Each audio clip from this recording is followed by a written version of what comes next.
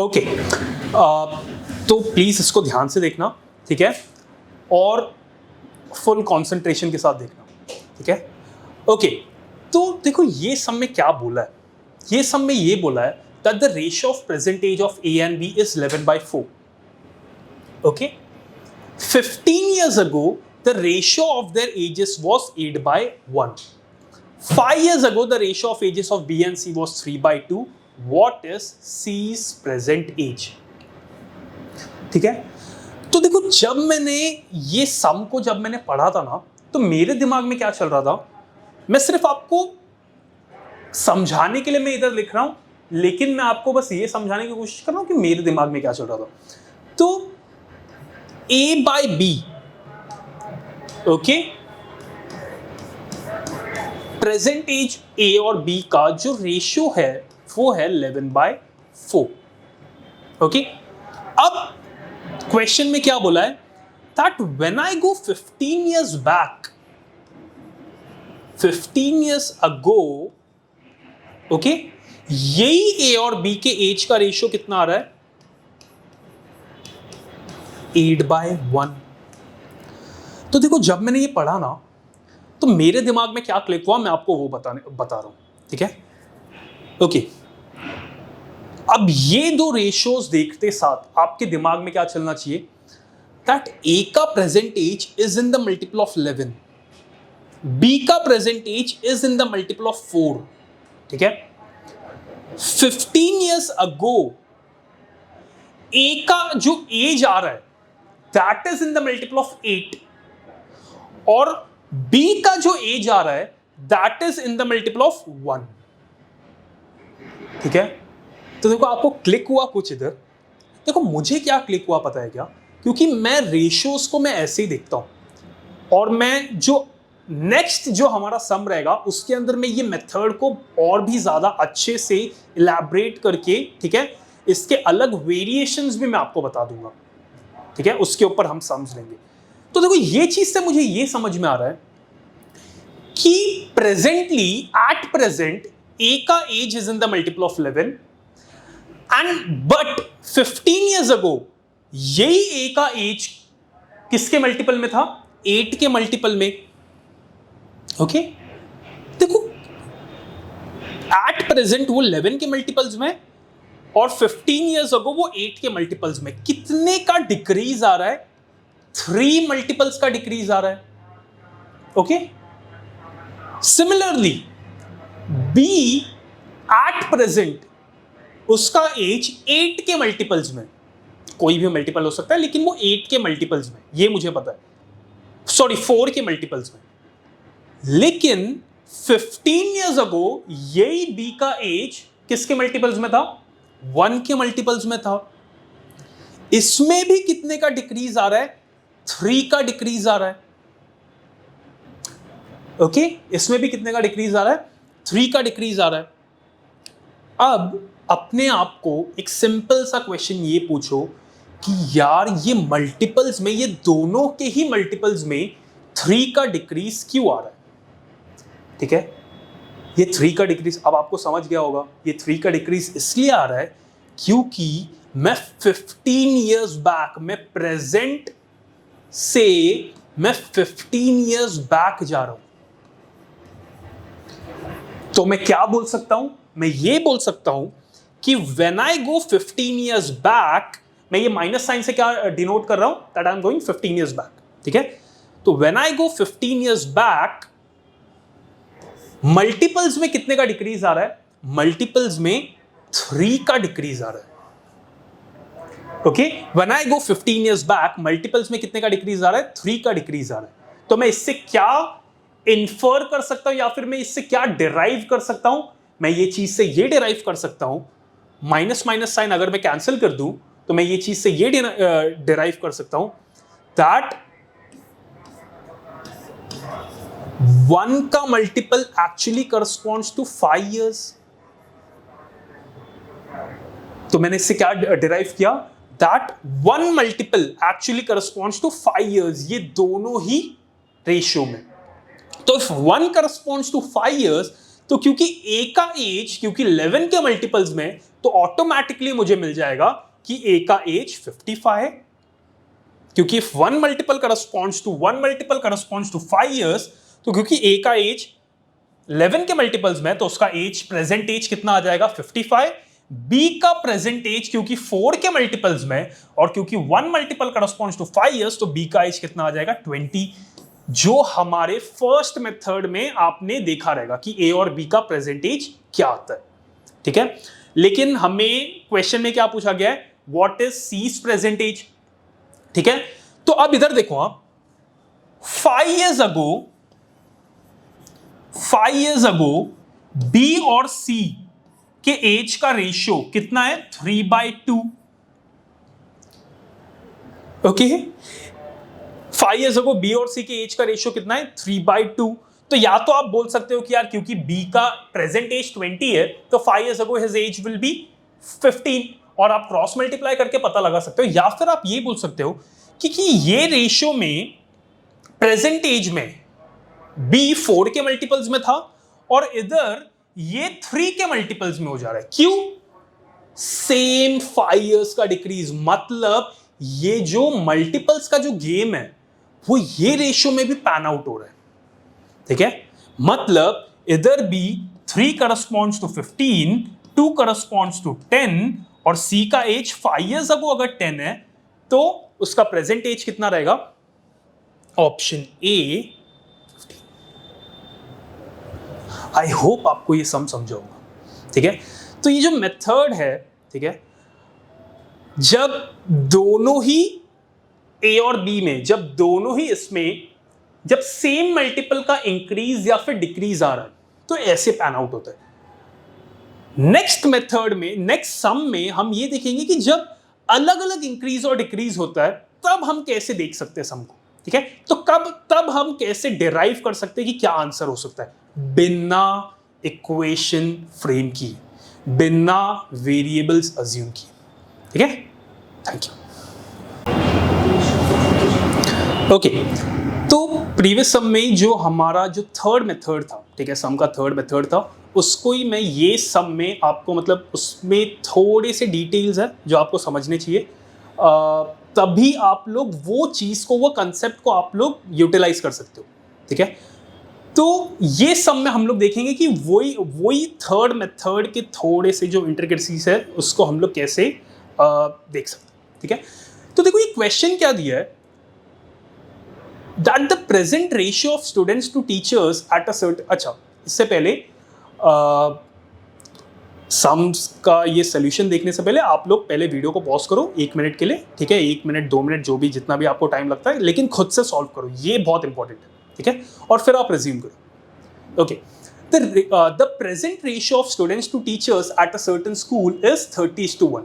Okay, if the students enrolment were to increase by 50 and the number of teachers were to increase by 5, the ratio of students to teachers would then be 25:1.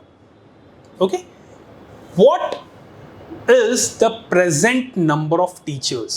ठीक है, ये question में पूछे, ये सम बहुत simple है। जैसे हम लोग ने जो फर्स्ट सम हम लोग ने देखा था रेशियोज का, उसको मैं इजी टू मीडियम लेवल की कैटेगरी में रैंक करूंगा, ये इजी लेवल का, ठीक है। लेकिन ये सम के अंदर मुझे आपको रेशियो का एक कंसेप्ट मुझे आपको बताना है जो डिफिकल्ट सम्स में आपको बहुत ज्यादा हेल्प करेगा।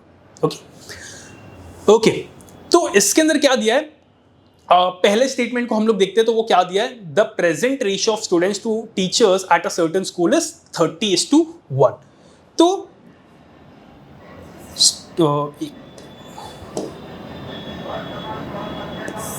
यस, ओके, तो present ratio of student to teachers at a certain school is 30:1। तो स्टूडेंट्स का एट प्रेजेंट जितने भी है, ठीक है, विथ रिस्पेक्ट टू टीचर्स ये कितना है 30:1, 30:1, ठीक है। If the students enrolment were to increase by 50, the number of teachers were to increase by 5, the ratio of student is to teachers would then be 25:1, ठीक है। मतलब न्यू सिनेरियो में जब मैंने स्टूडेंट्स में 50 स्टूडेंट्स ऐड किया, ठीक है, और टीचर्स में जब मैंने 5 टीचर्स ऐड किया, तो अब क्या हो रहा है, उनका रेशियो चेंज हो रहा है, ठीक है, और वो न्यू रेशियो क्या आ रहा है, 25:1। ओके, और मुझे इसमें क्या पूछा है, what is the present number of teachers. तो देखो, इसको आप बहुत इजीली सॉल्व कर सकते हो यूजिंग ऑप्शंस, ठीक है, लेकिन मैं आपको इसमें क्या सिखाने की कोशिश कर रहा हूं, ये देखो। हाँ, जैसे जब हम लोग ने ये फर्स्ट स्टेटमेंट पढ़ा, मेरा रेशियोज का क्या लॉजिक है, जैसे ही मैं रेशियोज को देखता हूं मेरे दिमाग में क्या चलता है, that the present number of students would be in the multiple of 30, present number of teachers would be in the multiple of 1 after the addition, ठीक है, स्टूडेंट्स किसके मल्टीपल्स में, 25 के मल्टीपल्स में, और टीचर्स किसके मल्टीपल में, वो 1 के मल्टीपल में, ठीक है। तो देखो, जैसे प्रीवियस सम में क्या हो रहा था, जब हम लोग इंक्रीज दोनों को जब हम 15 इयर्स बैक लेके जा रहे थे, तो दोनों ही मल्टीपल्स में सेम डिक्रीज आ रहा था। लेकिन इसमें देखो क्या हो रहा है, इसमें हम लोग स्टूडेंट्स में कुछ और इंक्रीज कर रहे हैं, टीचर्स में कुछ और इंक्रीज कर रहे हैं, और मल्टीपल्स में इंक्रीज डिक्रीज हो ही नहीं रहा है। देखो, स्टूडेंट्स में 5 का डिक्रीज हुआ, लेकिन टीचर्स में कुछ डिक्रीज हुआ ही नहीं मल्टीपल्स में, वो 1 के ही मल्टीपल में रहा। तो इसके अंदर समझने वाली बात क्या है बताएगा, इधर ये देखो। हाँ, ओके, इसको एकदम ध्यान से देखो। तो देखो, क्वेश्चन में क्या बोला है कि at present students are in the multiple of 30 and at present teachers are in the multiple of 1। Okay, अब इधर देखो, टीचर्स कितने से इंक्रीज हुए, टीचर्स 5 से इंक्रीज हुए। स्टूडेंट्स कितने से इंक्रीज हुए, स्टूडेंट 50 से इंक्रीज हुए। अब मुझे सिंपल सी बात ये बताओ, अगर मुझे ये रेशियो को अनचेंज्ड रखना है, ये जो प्रेजेंट रेशियो है स्टूडेंट्स और टीचर्स का, अगर मुझे इसको अनचेंज रखना है, मतलब मुझे कुछ भी चेंज नहीं करना है, मतलब ये 30, मतलब मुझे एडिशन तो करना है स्टूडेंट्स और टीचर्स में, दोनों में ही, लेकिन रेशियो 30/1 ही होना चाहिए, ठीक है। तो अगर मैं टीचर्स में 1 टीचर ऐड कर रहा हूं, ठीक है, अगर मैं टीचर्स में 1 टीचर ऐड कर रहा हूं, तो स्टूडेंट्स में मुझे कितने स्टूडेंट्स ऐड करने चाहिए, अगर मुझे ये रेशियो को अनचेंज रखना है तो मुझे स्टूडेंट्स में 30 स्टूडेंट्स ऐड करने चाहिए। ओके, मुझे कितने ऐड करने चाहिए, मुझे 30 स्टूडेंट्स ऐड करने चाहिए, राइट। अब क्वेश्चन में ये बोला है कि मैं देखो टीचर्स में, अब आपको ये समझेगा कि स्टूडेंट्स में क्यों 5 मल्टीपल्स का डिक्रीज हो रहा है और टीचर्स में कोई भी डिक्रीज इंक्रीज नहीं हो रहा है, ठीक है। तो वो इसलिए हो रहा है क्योंकि देखो, मैंने स्टूडेंट्स में मैंने टीचर्स में 5 टीचर्स का एडिशन किया हूं। अगर मुझे रेशियो अनचेंज रखना होता, तो अगर मैं 1 टीचर ऐड कर रहा हूं, तो मुझे in the same multiple students add करने चाहिए, मतलब मुझे 30 स्टूडेंट्स ऐड करने चाहिए। अब ये टीचर्स में क्वेश्चन मुझे क्या बोल रहा है कि मैं टीचर्स में 5 टीचर्स का एडिशन कर रहा हूं, तो अगर मुझे ये रेशियो 30/1 ही रखना होता, तो मुझे स्टूडेंट्स में कितना एडिशन करना पड़ता, तब जाके रेशियो 30/1 ही होता, 25/1 नहीं होता। तो ये आप सिंपल क्रॉस मल्टीप्लाई करके भी पता लगा सकते हो, लेकिन उतना कैलकुलेशन आना चाहिए। तो ये डायरेक्टली आप बोल सकते हो कि 1 corresponds to 30, then 5 will correspond to 150, ठीक है। तो अगर मुझे ये रेशियो अनचेंज्ड रखना होता, 30/1 ही रखना होता, तो अगर मैं 5 टीचर्स ऐड कर रहा हूं, तो मुझे 150 स्टूडेंट्स ऐड करने चाहिए, ठीक है। लेकिन मैं 5 टीचर्स तो ऐड कर रहा हूं, लेकिन क्वेश्चन में मैं सिर्फ 150 की जगह पे मैं सिर्फ 50 स्टूडेंट्स ऐड कर रहा हूं, राइट। तो अगर मैं सिर्फ 50 स्टूडेंट्स ऐड कर रहा हूं, मतलब मैं क्या कर रहा हूं, मैं स्टूडेंट्स कम ऐड कर रहा हूं विथ रिस्पेक्ट टू टीचर्स, और रेशियोज क्या है, बेसिकली कंपैरिजन है, ठीक है। तो जो मेरा प्रीवियस कंपैरिजन था उससे हट के मैं कुछ ऐड कर रहा हूं वो रेशियो में, तो ऑब्वियसली बात है मेरा रेशियो चेंज होगा। ठीक है, तो ये रेशियो, ये स्टूडेंट्स में 5 मल्टीपल्स का डिक्रीज क्यों आया? क्योंकि मैं 150 की जगह पे मैं सिर्फ 50 स्टूडेंट्स ऐड कर रहा हूं। मैं कितने स्टूडेंट्स कम ऐड कर रहा हूं? मैं 100 स्टूडेंट्स कम ऐड कर रहा हूं। ओके, तो अगर मैं 100 स्टूडेंट्स कम ऐड कर रहा हूं, उसके वजह से क्या हो रहा है? स्टूडेंट्स में 5 मल्टीपल्स का डिक्रीज हो रहा है। तो मतलब मैं क्या बोल सकता हूं? मैं ये बोल सकता हूं कि 5 मल्टीपल का डिक्रीज, ठीक है, 5 मल्टीपल का डिक्रीज क्यों कॉज हो रहा है? क्योंकि मैं 100 स्टूडेंट्स लेस ऐड कर रहा हूं। ठीक है, तो अगर मैं माइनस माइनस साइन कैंसिल करूंगा तो 1 मल्टीपल करस्पॉन्ड्स टू 20। ठीक है, लेकिन ये जो 1 मल्टीपल करस्पॉन्ड्स टू 20 है ना, वो इसके अंदर रिफ्लेक्ट करेगा। ठीक है, क्योंकि इसमें डिक्रीज हो रहा है। ये अब थोड़ा समझने के लिए आपको मतलब थोड़ा सा ध्यान देना पड़ेगा। ठीक है, और ये चीज मैं आपको नहीं समझा सकता हूं, ये आपको खुद से ही समझना पड़ेगा। ओके, तो अगर इफ 1 मल्टीपल करस्पॉन्ड्स टू 20 तो ऑटोमेटिकली ये कितना हो जाएगा? और ये हम लोग इधर नहीं करेंगे, वही मैं आपको समझाने की कोशिश कर रहा हूं कि ये हम लोग इधर इक्वेट नहीं कर सकते, क्योंकि ये रिजल्टेंट इफेक्ट इधर एक्ट हो रहा है, वो जो -100 स्टूडेंट्स का है। ठीक है, तो 1 करस्पॉन्ड्स टू 20, तो this 25 will correspond to, if 1 corresponds to 20 then this 25 will correspond to 500। मतलब अभी ये क्वेश्चन में हमें क्या पूछा है? What is the present number of teachers. ये जो 20 हमें आ रहा है ये आफ्टर एडिशन वाला है।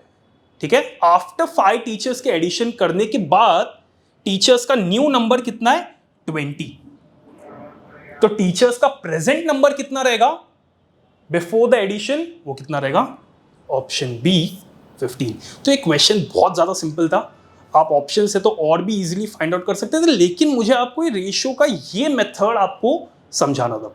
ठीक है, तो आई होप आप रिलेट कर पा रहे रहेंगे कि प्रीवियस सम में हम लोग ने कैसे वो थर्ड मेथड यूज किया और ये मेथड हम लोग ने कैसे यूज किया और कैसे मतलब समझा कि जब सेम इंक्रीज और डिक्रीज नहीं होता है, ठीक है, रेशियो जब चेंज होता है, जब मल्टीपल सिर्फ एक ही वेरिएबल में चेंज होता है तो क्या इफेक्ट आता है और वो क्यों इफेक्ट आता है और वो इफेक्ट को हम लोग कैसे पकड़ सकते हैं। Okay, thank you.